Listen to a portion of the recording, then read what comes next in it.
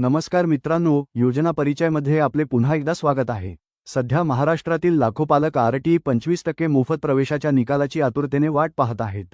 अनेक पालकांच्या मनात सध्या भीती आहे की साईट तर बंद झाली, आता आमचं काय होणार किंवा निकाल लागला की नाही हे कसं समजणार। मित्रांनो, आजचा हा व्हिडिओ खास तुमच्यासाठी आहे। आज आपण फक्त वेबसाईटबद्दलच बोलणार नाही, तर लॉटरी लागल्यानंतर तुमच्या हातात जे अलॉटमेंट लेटर येईल, तिथून ते प्रत्यक्ष शाळेत प्रवेश मिळेपर्यंत नक्की काय काय करावे लागते याची स्टेप बाय स्टेप माहिती घेणार आहोत। त्यामुळे व्हिडिओ शेवटपर्यंत नक्की पहा। सध्या तुम्ही जर अधिकृत पोर्टलवर गेलात तर तिथे एक नोटिफिकेशन दिसत आहे। याचा अर्थ असा की 2026 ते 27 या शैक्षणिक वर्षासाठी अर्ज करण्याची प्रक्रिया आता पूर्णतः थांबली आहे। आता विभाग स्तरावर लॉटरी काढण्याचे काम सुरू आहे।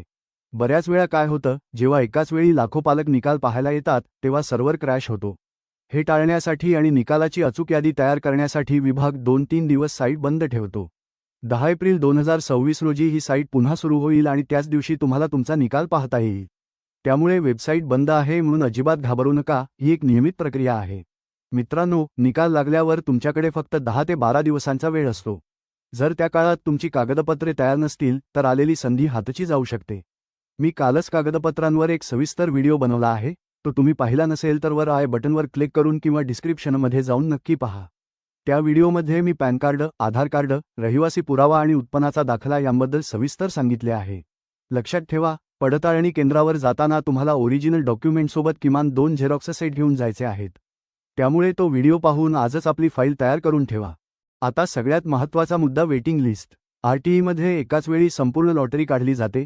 ज्या मुलांचा नंबर पहिल्या टप्प्यात लागतो त्यांना SMS येतो। त्यांना दिलेल्या मुदतीत केंद्रावर जाऊन प्रवेश निश्चित करावा लागतो। जर पहिल्या यादीतील पालकांचे डॉक्युमेंट चुकले किंवा त्यांनी दिलेल्या मुदतीत प्रवेश घेतला नाही तरच वेटिंग लिस्टमधील 1, 2, 3 अशा क्रमाने विद्यार्थ्यांना संधी मिळते। मित्रांनो, आरटीईची एकच मोठी लॉटरी लागते, पण जागा रिकाम्या राहिल्यानुसार वेटिंग लिस्टमधून दुसऱ्या, तिसऱ्या आणि चौथ्या यादीतील विद्यार्थ्यांना संधी दिली जाते। त्यामुळे तुमचा नंबर जर वेटिंगमध्ये असेल तर आशा सोडू नका, शेवटपर्यंत पोर्टल चेक करत राहा। निवड प्रक्रिया कशी होते, तर सगळ्यात आधी शाळेपासून 1 किलोमीटर अंतरावर राहणाऱ्या विद्यार्थ्यांना प्राधान्य मिळते। त्यानंतर 1 ते 3 किलोमीटर, मग 3 ते 5 किलोमीटर आणि शेवटी 5 किलोमीटरपेक्षा जास्त।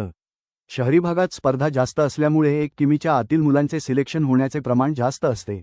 ग्रामीण भागात शाळा लांब असल्याने तिथे अंतराची मर्यादा थोडी शिथिल असते। निकालात नाव आल्यावर तुम्हाला वेबसाईटवरून अलॉटमेंट लेटर डाउनलोड करायचे आहे। या लेटरवर सर्वात शेवटी तुम्हाला तुमच्या पडताळणी केंद्राचा पत्ता दिलेला असेल। हे केंद्र तुमच्या घराजवळील एखादी सरकारी शाळा किंवा महानगरपालिकेचे ऑफिस असू शकते। तुम्हाला थेट शाळेत जायचे नाहीये तर आधी या केंद्रावर जाऊन कागदपत्रे तपासायची आहेत। तिथे ग्रीन सिग्नल मिळाला की मगच शाळेत प्रवेश मिळेल। जर काही पालक कामासाठी किंवा इतर कारणाने मूळ गावी गेले असतील आणि दिलेल्या तारखेला पडताळणीसाठी येऊ शकले नाहीत तर त्यांना घाबरण्याचे कारण नाही। नियमानुसार त्यांना पुन्हा एक संधी दिली जाईल, पण त्यासाठी तुम्हाला पडताळणी समितीशी संपर्क साधावा लागेल। जर समितीने तुम्हाला 3 वेळा संधी देऊनही तुम्ही गेला नाहीत तर पोर्टलवर तुमचा स्टेटस नॉट अप्रोच असा केला जाईल आणि तुमची संधी कायमची जाईल। एकदा का पडताळणी समितीने तुमचे कागदपत्रे तपासून त्यावर शिक्कामोर्तब केले की शाळा स्तरावर पुन्हा कागदपत्रांची तपासणी केली जाणार नाही। शाळेला तुम्हाला प्रवेश द्यावाच लागेल।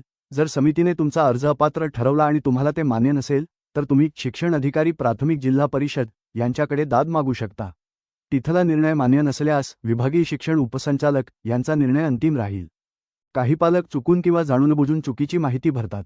आरटीईच्या नियमावलीतील मुद्दा क्रमांक 13 नुसार जर तुम्ही खोटी माहिती देऊन प्रवेश मिळवला आणि नंतर ते प्रशासनाच्या निदर्शनास आले तर तुमचा प्रवेश कोणत्याही क्षणी रद्द केला जाईल।